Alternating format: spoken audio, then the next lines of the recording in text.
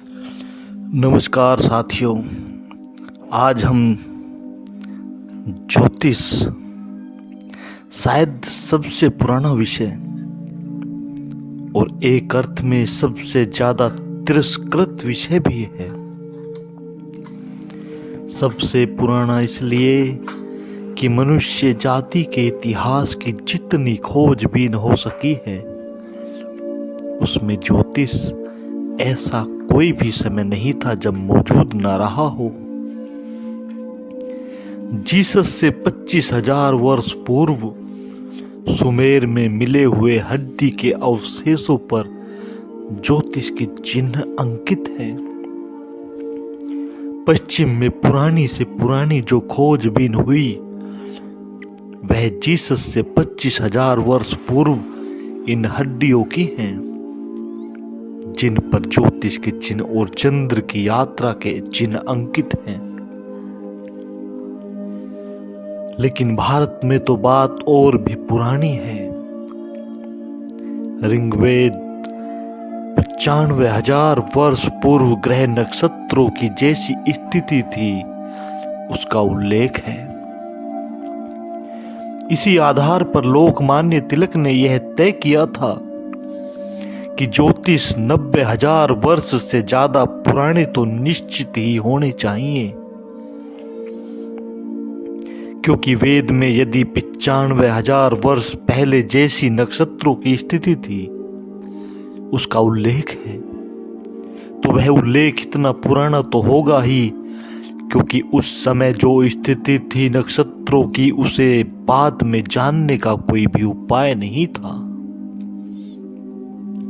अब हमारे पास ऐसे वैज्ञानिक साधन उपलब्ध हो सके हैं कि हम जान सकें अतीत में कि नक्षत्रों की स्थिति कब कैसी रही होगी।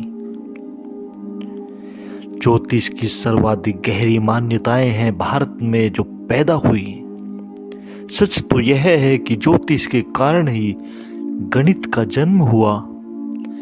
ज्योतिष की गणना के लिए ही सबसे पहले गणित का जन्म हुआ और इसीलिए अंक गणित के जो अंक हैं वे भारतीय हैं। सारी दुनिया की भाषाओं में 1 से लेकर 9 तक जो गणना के अंक हैं वे समस्त भाषाओं में जगत की भारतीय है। और सारी दुनिया में 9 डिजिट 9 अंक स्वीकृत हो गए। उसका भी कुल कारण इतना है कि वे 9 अंक भारत में पैदा हुए और धीरे धीरे सारे जगत में फैल गए। जिसे आप अंग्रेजी में 9 कहते हैं वह संस्कृत के 9 का ही रूपांतरण है। जिसे आप 8 कहते हैं वह संस्कृत के 8 का ही रूपांतरण है। 1 से लेकर 9 तक जगत की समस्त सभ्य भाषाओं में गणित के जो अंकों का प्रचलन है वह भारतीय ज्योतिष के प्रभाव में हुआ। भारत से ज्योतिष की पहली किरणें सुमेर की सभ्यता में पहुंची। सुमेरियंस ने सबसे पहले ईसा से 6,000 वर्ष पूर्व पश्चिम के जगत के लिए ज्योतिष का द्वार खोला। सुमेरियंस ने सबसे पहले नक्षत्रों के वैज्ञानिक अध्ययन की आधारशिलाएं रखी। उन्होंने बड़े ऊंचे 700 फीट ऊंचे मीनार बनाए और उन मीनारों पर सुमेरियंस पुरोहित 24 घंटे आकाश का अध्ययन करते थे। 2 कारणों से। एक तो सुमेरियंस को इस गहरे सूत्र का पता चल गया था कि मनुष्य के जगत में जो भी घटित होता है उस घटना का प्रारंभिक स्रोत नक्षत्रों से किसी न किसी भांति संबंधित है। जीसस से 6,000 वर्ष पहले सुमेरियंस की यह धारणा थी कि पृथ्वी पर जो भी बीमारी पैदा होती है, जो भी महामारी पैदा होती है वह सब नक्षत्रों से संबंधित हैं। अब तो इसके लिए वैज्ञानिक आधार मिल गए और जो लोग आज के विज्ञान को समझते हैं वे कहते हैं कि सुमेरियंस ने मनुष्य जाति का असली इतिहास प्रारंभ किया। इतिहासज्ञ कहते हैं कि सब तरह का इतिहास सुमेर से शुरू होता है। 1920 में चिजेवस्की नाम के एक रूसी वैज्ञानिक ने इस बात की खोजबीन की कि जब भी सूरज पर हर 11 वर्षों में पीरियडिकली बहुत बड़ा विस्फोट होता है, सूर्य पर हर 11 वर्ष में आणविक विस्फोट होता है। और चिजेवस्की ने यह खोजबीन की कि जब भी सूरज पर 11 वर्षों में आणविक विस्फोट होता है, तभी पृथ्वी पर युद्ध और क्रांतियों के सूत्रपात होते हैं। और उसने कोई 700 वर्ष के लंबे इतिहास में सूर्य पर जब भी दुर्घटना घटती है, तभी पृथ्वी पर दुर्घटना घटती है। इसका इतना वैज्ञानिक विश्लेषण किया कि स्टेलिन ने उसे 1920 में उठाकर जेल में डाल दिया। वह स्टेलिन के मरने के बाद ही चिजेवस्की छूट सका, क्योंकि स्टेलिन के लिए तो अजीब बात हो गई। मार्क्स का और कम्युनिस्ट का ख्याल है कि पृथ्वी पर जो क्रांतियां होती हैं, उनका कारण मनुष्य के बीच आर्थिक वैभिमन्य है। और चिजेवस्की कहता है कि क्रांतियों का कारण सूरज पर हुए विस्फोट हैं। अब सूरज पर हुए विस्फोट और मनुष्य के जीवन की गरीबी और अमीरी का क्या संबंध? अगर चिजेवस्की ठीक कहता है तो मार्क्स की सारी व्याख्या मिट्टी में चली जाती है। तब क्रांतियों का कारण वर्गीय नहीं रह जाता, तब क्रांतियों का कारण ज्योतिषीय हो जाता है। चिजेवस्की को गलत तो सिद्ध नहीं किया जा सका, क्योंकि 700 साल की जो गणना उसने दी थी वह इतनी वैज्ञानिक थी, और सूरज में हुए विस्फोट के साथ इतना गहरा संबंध उसने पृथ्वी पर घटने वाली घटनाओं का स्थापित किया था कि उसे गलत सिद्ध करना तो कठिन था। लेकिन उसे साइबेरिया में डाल देना आसान था। स्टेलिन के मर जाने के बाद ही चिजेवस्की को उन जेलों से मुक्त हो इस आदमी के जीवन के कीमती 50 साल जेल में नष्ट हुए। छूटने के बाद भी वह 4-6 महीने से ज्यादा जीवित नहीं रह सका, लेकिन 6 महीने में भी वह अपनी स्थापना के लिए और नए प्रमाण इकट्ठे कर गया। पृथ्वी पर जितनी महामारियां फैलती हैं, उन सब का संबंध भी वह सूरज से जोड़ गया।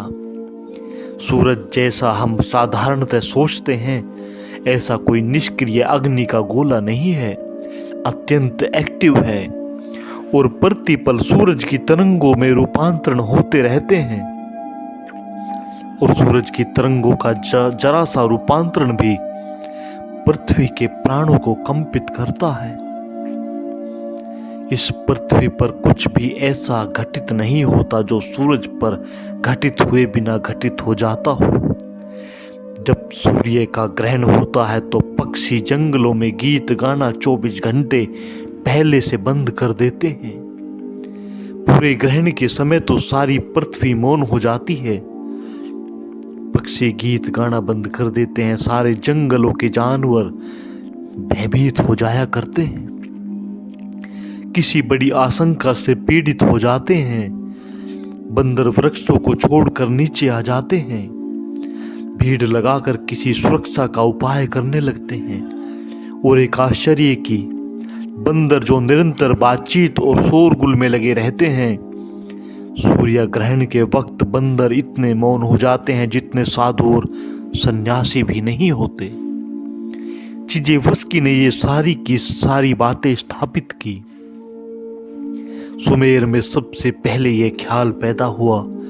उसके बाद स्विस पैरासेसिस नाम का एक चिकित्सक, उसने एक बड़ी अनूठी मान्यता स्थापित की, और वह मान्यता आज नहीं कल सारे मेडिकल साइंस को बदलने वाली सिद्ध हुई या होगी। अब तक उस मान्यता पर बहुत जोर नहीं दिया जा सका, क्योंकि ज्योतिष तिरस्कृत विषय है, सर्वाधिक पुराना है लेकिन सर्वाधिक तिरस्कृत, यद्यपि सर्वाधिक मान्य भी है। अभी फ्रांस में पिछले वर्ष गणना की गई तो 47% लोग ज्योतिष में विश्वास करते हैं कि वह विज्ञान है। फ्रांस में, अमेरिका में मौजूद 5000 बड़े ज्योतिष दिन रात काम में लगे रहते हैं और उनके पास इतने कस्टमर्स हैं कि वे काम निपटा नहीं पाते। करोड़ों डॉलर अमेरिका प्रतिवर्ष ज्योतिषियों को चुकाता है। अंदाज है कि सारी पृथ्वी पर कोई 78% लोग ज्योतिष में विश्वास करते हैं, लेकिन वे 78% लोग सामान्य हैं। वैज्ञानिक, विचारक, बुद्धिवादी ज्योतिष की बात सुनकर ही चौंक जाते हैं। सी जी जुंग ने कहा है कि 300 वर्षों में विश्वविद्यालयों के द्वार ज्योतिष के लिए बंद हैं। यद्यपि आने वाले कुछ वर्षों में ज्योतिष तुम्हारे दरवाजे को तोड़कर विश्वविद्यालयों में पुनः प्रवेश पाकर रहेगा प्रवेश, इसलिए कि ज्योतिष के संबंध में जो दावे किए गए थे उनको अब तक सिद्ध करने का उपाय नहीं था, लेकिन अब उनको सिद्ध करने का उपाय है। ज्योतिष विज्ञान की बातों की चर्चा आगे भी जारी रखेंगे। सुनने के लिए बहुत बहुत धन्यवाद।